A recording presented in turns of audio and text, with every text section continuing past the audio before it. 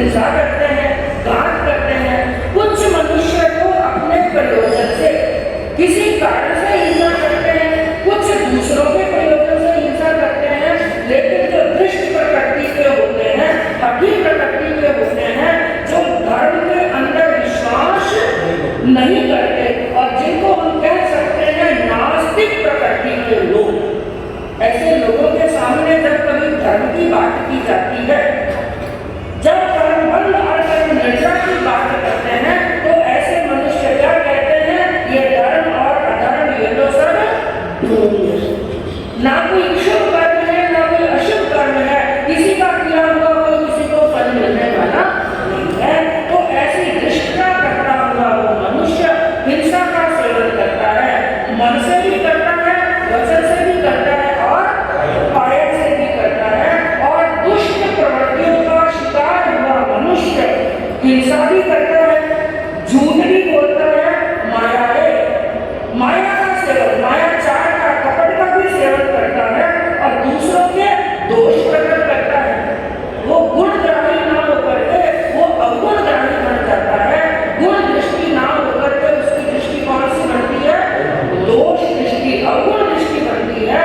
और ऐसा मनुष्य धीरे धीरे पापों के अंदर इतना रक्त हो जाता है, मद्य का सेवन करता है, मांस का सेवन करता है, सातों कुव्यसनों का सेवन करता है और फिर मन में क्या सोचता है, मेरे लिए यही कल्याणकारी है, ये चीजें बनी है खाने के लिए, संसार के अंदर इतना कुछ बना है घूमने और फिरने के लिए।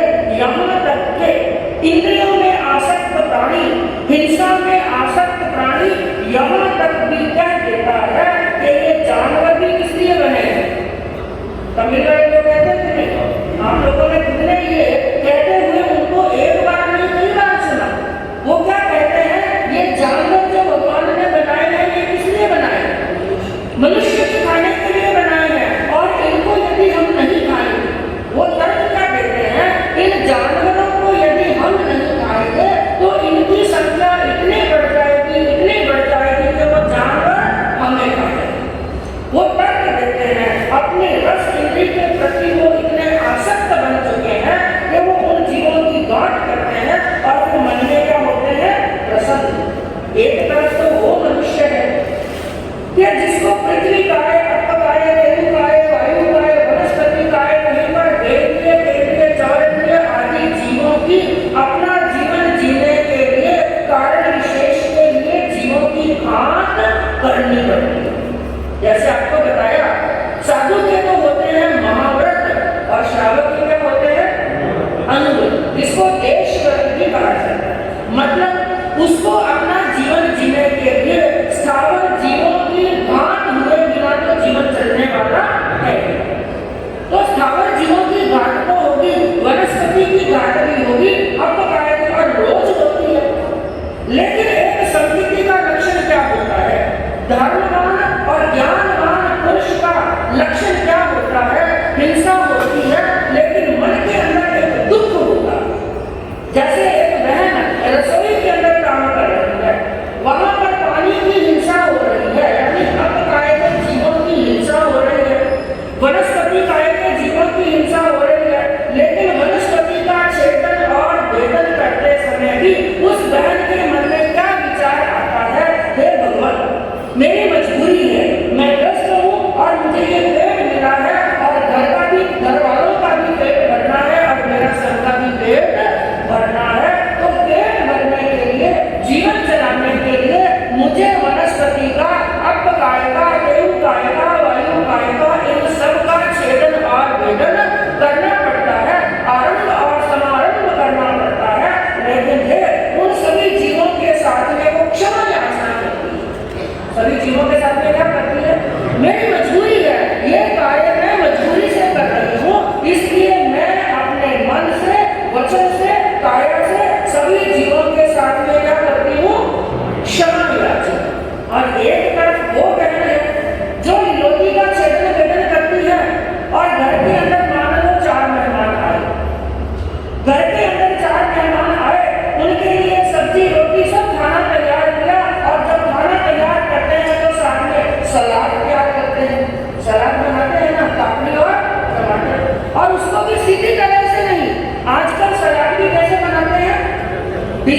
डिजाइन के अंदर तरह तरह से, जबकि सीधी सादी उसकी कटिंग करके भी, उसको सीधा साधा बना करके भी खा सकते थे, लेकिन उसने अपने मन से और ऐसा विचार करके, चाह करके उसने तरह तरह से पहले तो उसका छेदन और भेदन किया, मन के अंदर प्रसन्न हुई। उस सजी हुई कटिंग को देख करके, सजी हुई थाली को देख करके बहन मन के अंदर क्या होती है? प्रसन्न। देखो मैंने कितनी जोरदार कलाकारी की। और वही सजी हुई प्लेट जब मेहमानों के सामने जाती है और मेहमानों ने वो सजी हुई प्लेट देखी तो मेहमानों ने भी क्या कर दी? अनुमोदना, प्रशंसा कर दी। क्या जोरदार कलाकारी की। और आपने वर्णन सुना था श्रेणी महाराज का। श्रेणी महाराज ने गर्भिणी हिरणी के पेट के अंदर बाण मारा, एक बाण मारा, वो हरनी भी मर गई और उसके अंदर पेट का जो जीव था, गर्भ का जीव था, वो भी मौत के मुंह के अंदर चला गया। और श्रेणी महाराज ने अपनी इस कला की प्रशंसा की, बड़े खुश हुए, बड़े प्रसन्न हुए। देखो मेरी कितनी जोरदार कलाकारी है, मैंने एक बाण से 2 शिकार कर लिए। खंडन मुनि के जीव का वर्णन आता है, उन्होंने पिछले भाग के अंदर काचरे के फल को छीला, जंगल के अंदर गए, वहां पर भूख लगी और तो कुछ नहीं मिला, एक काचर का फल मिला और काचर का फल हाथ में लिया और उसको छीना। चक्कू हाथ में था नहीं और हाथ में क्या थी? तलवार। उसी तलवार के साथ में ही उस काचर के फल को छीना, लेकिन वहां पर भी कलाकारी कि उन्होंने पूरे काचर का एक ही छिलका उतारा, बीच में टुकड़ा नहीं होने दिया और पूरा छिलका उतारने के बाद में जो पास में सिपाही खड़े थे, यार दोस्त खड़े थे, उनके सामने अपनी कला की प्रशंसा की। कहा देखो मैं कितना जोरदार कलाकार हूँ, मैंने काचरे के फल का छिलका उतारा, पूरा का पूरा उतार दिया, टुकड़ा नहीं किया। और मालूम है इसका भुगतान कितना जोरदार करना पड़ा, पूरी शरीर की पूरी चमड़ी को उतार दिया गया। क्योंकि याद रखना ये कर्मों का जब भुगतान होता है, ना जाने उसी भव के अंदर होगा, अगले भव के अंदर होगा, 10 भवों के बाद में होगा या लाख भवों के बाद में होगा, क्योंकि मन के द्वारा जो कर्म माने जाते हैं, पहले भी बताया गया, मन के द्वारा, वचन के द्वारा और काया के द्वारा, 3 योगों के द्वारा हमारी आत्मा कर्म मानती है।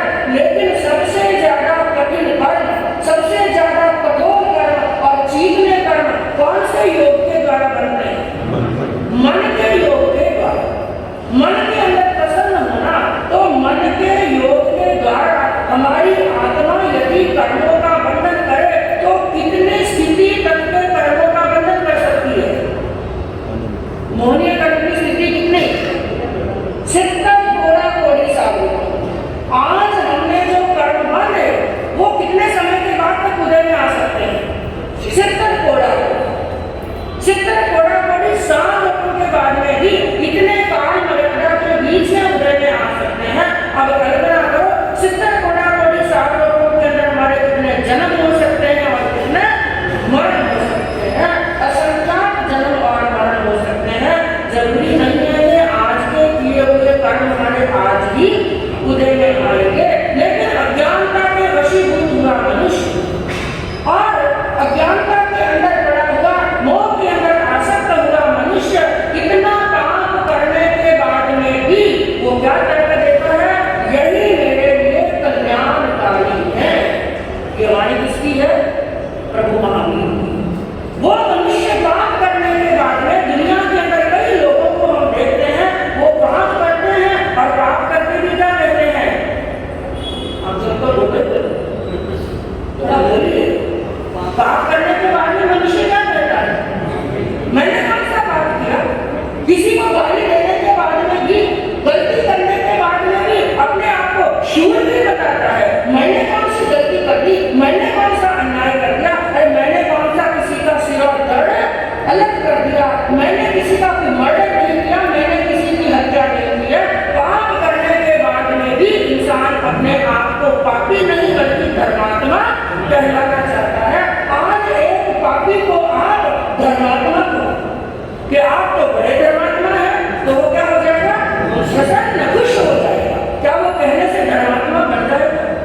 एक काले कपड़े को आप कहो कि नहीं भाई साहब मैं कसम खा के कहता हूँ कपड़ा एकदम सफेद, क्या वो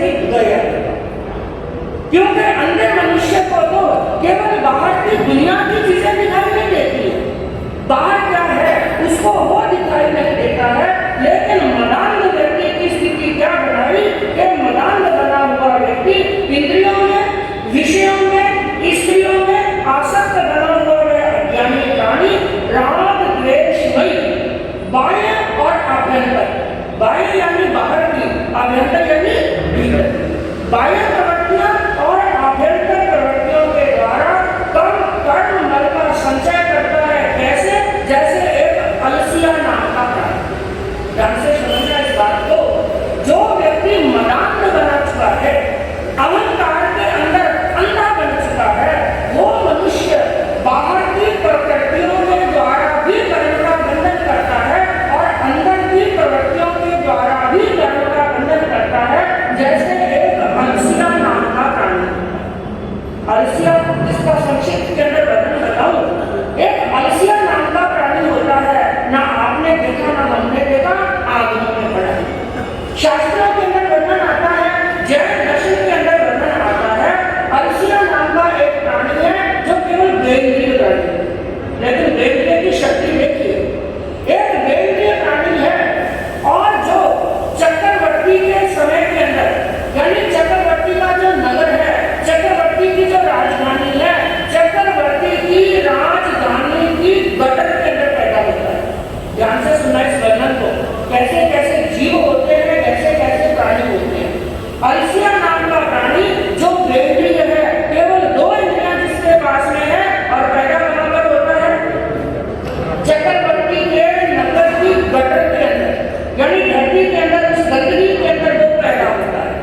और पैदा होते ही उसका शरीर धीरे धीरे सरसर करता हुआ बढ़ता है और इतना विशाल शरीर बन जाता है, इतना विशाल शरीर बन जाता है 12 योजन का। इसलिए बेंद्रिय की जो अवधारणा बताई हमारी बहनों को, यदि 6 काया का टोकरा याद हो, हाँ, और 6 काया के टोकरे के अंदर भी आता है, लघु दंडक के अंदर भी वर्णन आता है। बेंद्रिय की अवधारणा कितनी? जगन्य असंख्या, अंगुल के असंख्याक में भावात्कृष्ट 12 योजन, यानी 48 कोस। 12 योजन की अवधारणा अलसिया की अपेक्षा से। तो हाथों हाथ उसका शरीर सरसर करता हुआ बढ़ता है और पूरे 12 योजन का शरीर उसका हो जाता है। 48 कोस जितना लंबा शरीर उसका बन जाता है और वो उसका आहार एक ही है, मिट्टी। वो क्या खाता है? मिट्टी। और मिट्टी भी कितनी खा जाता है? पूरे चक्रवर्ती के नगर की पूरी मिट्टी को खा जाता है।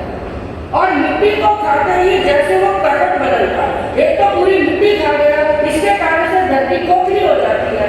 और फिर जब वो करवट बदलता है तो धरती के अंदर इतना विशाल खड्डा पड़ जाता है कि चक्रवर्ती की सेना जो 48 कोस के मैदान के अंदर खड़ी हो सकती है, वो पूरी की पूरी सेना उस खड्डे के अंदर समा जाती है। और उस अलसिया की उम्र कितनी? केवल अंदर कितनी शक्ति देखो केंद्रीय प्राणी की, केवल अंतर्मूर्त की आयुष लेकर के वो आया। अलसिया किसका विनाश कर देता है? चक्रवर्ती की सेना। तो यहाँ पर उदाहरण दिया अलसिया। वो अलसिया केवल मिट्टी खाता ही नहीं है, अपने शरीर पर भी मिट्टी लगाता।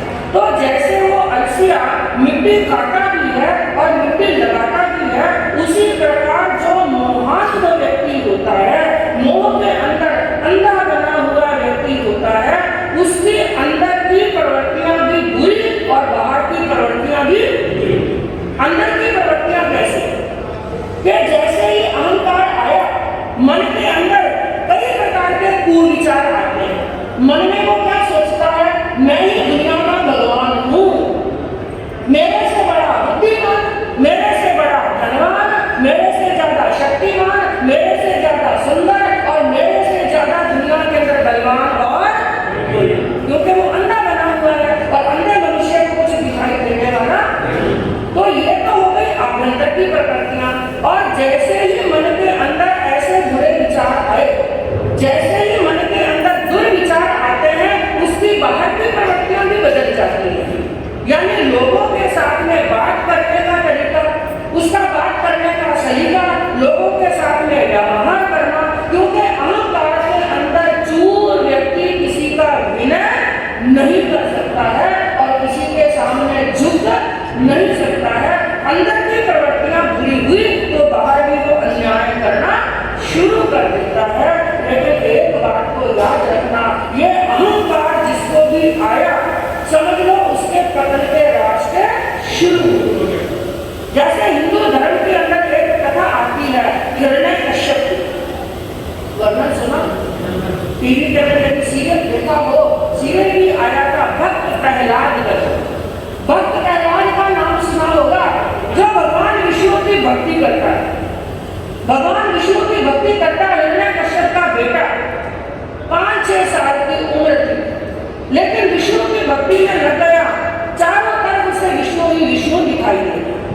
और इधर जो हिरण्यकश्यप जिसको राक्षस जाति का माना जाता है, वो एक राक्षस था, हिरण्यकश्यप राजा था। और एक बार उसने ब्रह्मा जी की आराधना की, बड़ी आराधना की कई वर्षों तक। और ब्रह्मा जी जब प्रकट हुए, उसकी आराधना से भक्ति से खुश हुए, तो ब्रह्मा जी ने कहा मांगो, क्या मांगते हो? उसने वरदान मांगा, ब्रह्मा जी मुझे अमर होने का वरदान दे दीजिए। ब्रह्मा जी ने कहा नहीं, ये कभी नहीं हो सकता, ना दुनिया के अंदर कोई अमर हुआ है और ना कभी होगा। जिसने जन्म लिया है उसको मरना तो पड़ेगा ही। तो उसने अपनी बुद्धि लगाई, क्योंकि इंसान बड़ी चालाकी करता है, भगवान के सामने भी चालाकी करता है। तो उसने ब्रह्मा जी के सामने चालाकी की, आप यदि मुझे अमरता का वरदान नहीं दे सकते, मैं आपसे कोई और वरदान मांगता हूँ, लेकिन आपको वरदान तो देना पड़ेगा। ब्रह्मा जी ने कहा जरूर दूंगा, आया हूं तो खाली नहीं जाऊंगा, वरदान जरूर दूंगा, बोलो क्या वरदान मांगते हो? हिरण्यकश्यप ने बड़ी होशियारी की, उसने कहा ब्रह्मा जी मुझे ये आशीर्वाद दो, ना मैं मनुष्य से मरूं, ना प्रियंस से मरूं, ना देव से मरूं, ना मैं दिन में मरूं और ना मैं रात को मरूं, ना धरती पर मरूं और ना ही आकाश पर मरूं, ना ही घर के अंदर मरूं और ना ही घर के बाहर मरूं, ना ही मैं अस्त्र से मरूं और ना ही शस्त्र से। ब्रह्मा जी ने कहा तथास्तु। अब ऐसा वरदान किसी को मिल जाए तो वो इंसान अपने आप को क्या सोचेगा? अमर हो गया, और अमर हो गया वो भगवान बन गया। हिरण्यकश्यप ने अपने आप को भगवान समझने लगा। पूरे नगर के अंदर, पूरे राज्य के अंदर उसने ऐलान कर दिया, जितने भी विष्णु के मंदिर हैं वहां से सब विष्णु की मूर्तियां हटा दो और वहां पर हिरण्यकश्यप भगवान की क्या लगाओ? हिरण्यकश्यप की मूर्ति लगाओ। हिरण्यकश्यप ही तुम्हारा भगवान है, उसी के सामने दीपक होना चाहिए, उसी की आरती होनी चाहिए, उसी के नाम की माला करो। और जो हिरण्यकश्यप को भगवान ना माने उसका सिर और धड़ अलग कर दो। क्योंकि उत्तराखंड सूत्र के अंदर क्या कहा? ऐसा मनुष्य अलसिया की तरह मिट्टी खाता भी है, मिट्टी लगाता भी है। अभ्यंतर प्रवृत्तियां बिगड़ी के अहंकार आया और बाह्य प्रवृत्तियां बिगड़ी के अन्याय करना शुरू कर दिया। उसने भी अन्याय करना शुरू कर दिया, लोगों को गाजर और मूली की तरह काटने लगा और लोग डरने लगे। प्राण बचाने हैं तो हिरण्यकश्यप को क्या मान लो? भगवान। लोग तो डरते मारे भगवान मानने लगे, लेकिन खुद का बेटा प्रहलाद, जो चारों तरफ केवल विष्णु के दर्शन करता था और जानता था भगवान केवल एक ही है और वो है विष्णु।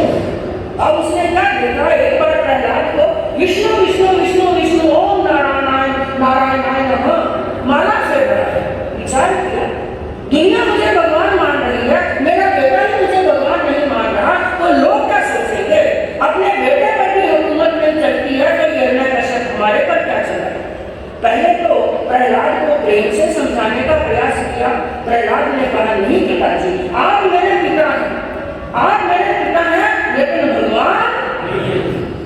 उसने तरह तरह से समझाया, डांट कर फटकार करके समझाया। जब प्रहलाद नहीं समझा तो उसने क्या सोचा? हिरण्यकश्यप ने ये बबूल का कांटा है और इस पौधे को अभी से मैं जड़ से उखाड़ करके फेंक दूं तो ताकि बड़ा होकर के मेरे पांव के अंदर चुनने का काम ना बने। तो उसको मारने की कोशिश की। वर्णन आता है एक बार कि उसको बड़े पर्वत के शिखर पर सैनिकों के साथ में भेजा और सैनिकों को कहा इसको बड़े शिखर से नीचे डालो। सैनिकों ने ना चाहते हुए भी उसको शिखर से नीचे डाल दिया। लेकिन ज्ञानियों ने क्या कहा कि जाको राखे साइया मार सके ना। जैसे ही शिखर से फेंका, अपने भगवान विष्णु को याद करने लगा, नारायण को याद करने लगा और नारायण ने आकर के अपने हाथों के अंदर जैसे फूलों की शैया पर उसको ले लिया। और उसकी हिरण्यकश्यप की बहन थी होलिका। होलिका का हिंदू धर्म के अंदर होली का महत्व बताया जाता है। होली क्यों मनाई जाती है?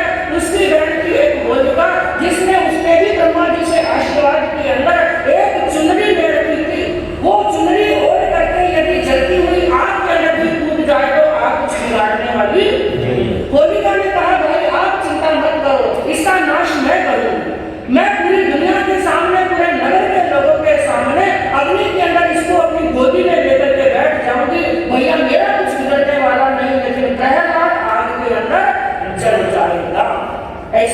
दिया। नगर के लोग देख रहे हैं, होलिका ने खुद को दुपट्टा ओढ़ लिया, चुनरी ओढ़ ली और प्रहलाद को जैसे ही गोदी के अंदर लेकर के बैठी, अग्नि धूम जलने लगी। लेकिन चमत्कार देखिए भक्ति की शक्ति का, जोरदार आंधी आई, जोरदार हवा आई, वो चुनरी उड़कर के प्रहलाद के ऊपर पड़ गई और होलिका वहां पर जल गई, दहन हो गया होलिका।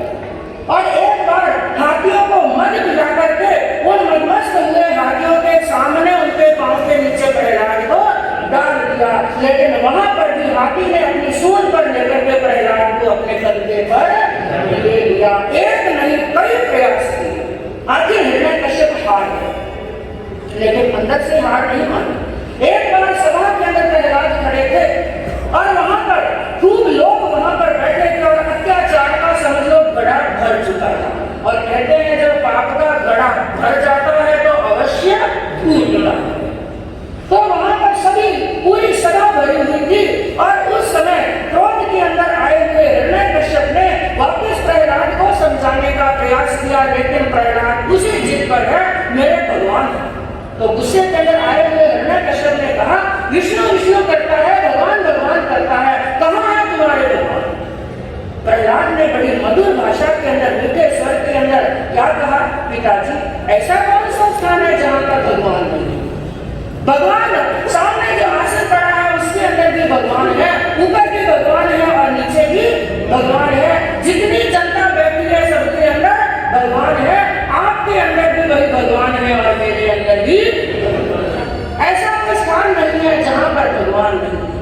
गुस्से के अंदर आया वो हिरण्यकश्यप, उसने एक खंबे को बड़ा जोरदार गर्म किया, धातु से बने हुए खंबे को बड़ा जोरदार गर्म करके लाल करके बता दिया। और क्या कहा, बता क्या इस खंबे में भी तुम्हारे भगवान है? उसने बड़े प्रेम से कहा, हाँ पिताजी, इस खंबे में मेरा भगवान है, देखता हूँ तुम्हारा भगवान कैसे रक्षा करता है। उस नन्हे से बच्चे को उस तपते हुए खंबे के साथ में बांध दिया। वो उसी मस्ती के साथ में अपने भगवान को याद कर रहा था और उसके बाद में उसने अपने हाथ के अंदर गदा लिया और बता तुम्हारा भगवान कहाँ है। एक जोरदार गदा मारा उस खंबे के ऊपर और अंदर से कुछ निकला। और वो कौन थे?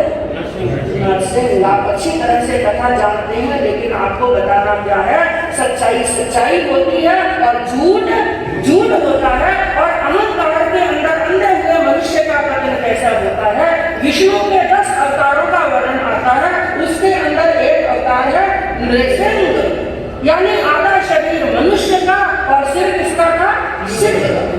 पूरा धड़ तो मनुष्य का था और सिर उसका सिद्ध का था। बड़ी खूंखार अवस्था के अंदर, इतने क्रोध के अंदर वो नरसिंह वहां पर आए और उसको घसीटते हुए, हिरण्यकश्यप को घसीटते हुए वो दहलीज तक लेकर गए और दहलीज पर ले जाकर के अपनी जंगा के ऊपर उसको सुला दिया। और उस समय कहने लगे, हिरण्यकश्यप तुम याद करो ब्रह्मा जी के वचनों, तुम ये मत सोचना कि ब्रह्मा के वचन असत्य हो गए। ब्रह्मा के वचन कभी असत्य होने वाले। तुमने पहला वरदान मांगा था ब्रह्मा जी से कि ना मैं मनुष्य से मरूं, ना मैं देव से मरूं, ना देव से मरूं। बता मैं कौन हूं? ना मैं पूरा मनुष्य हूं, ना मैं पूरा त्रियंश हूं, ना पूरा देव हूं, ना मनुष्य हूं, ना त्रियंश हूं, ना देव हूं। और दूसरा वरदान तुमने मांगा था, ना मैं दिन में मरूं और ना मैं रात में मरूं। वो सूर्यास्त का समय था, सूर्य आधा अंदर का और आधा बाहर, ना दिन है और ना ही रात है। और तीसरा वरदान तुमने मांगा था, ना धरती पर मरूं और ना ही आकाश में। तू कहाँ पर है? मेरी जगह पर सो रहा है, ना तू धरती पर है और ना ही आकाश में है। और तूने क्या कहा था, ना मैं अंदर मरूं और ना मैं बाहर। मैं कहाँ बैठा हूँ? दहलीज पर बैठा हूँ, ना अंदर हूँ ना बाहर हूँ। और राष्ट्र तूने वहां पर मांगा था, ना मैं अस्त्र से मरूं ना मैं शस्त्र से मरूं। देख ले मेरे हाथ के अंदर ना अस्त्र है और ना शस्त्र है। उसने अपने तीखे नाखूनों से हिरण्यकश्यप की छाती को छील फाड़ दिया और वो अंतिम में करने लगा पश्चाताप। और प्रभु महावीर की वाणी उत्तराखंड कर रही है कि ऐसा मदांध व्यक्ति जिसकी आभ्यंतर प्रवृत्तियां भी क्रूर और बाह्य की प्रवृत्तियां भी क्रूर, ऐसा जीवन जीते जीते जब अंतिम समय आता है, मरण आता है, मौत सामने दिखाई देती है, तो वो पश्चाताप, और ऐसे मरण को कौन सा मरण कहते हैं? बाल अकाम मरण। और ऐसा मरण एक बार नहीं, जीव आत्मा ने कई बार प्राप्त कर दिया। तो आगे अकाम मरण का क्या वर्णन आता है, भगवान की अंतिम वाणी हमें क्या उपदेश देती है, कल आगे सुनने से मालूम पड़ेगा।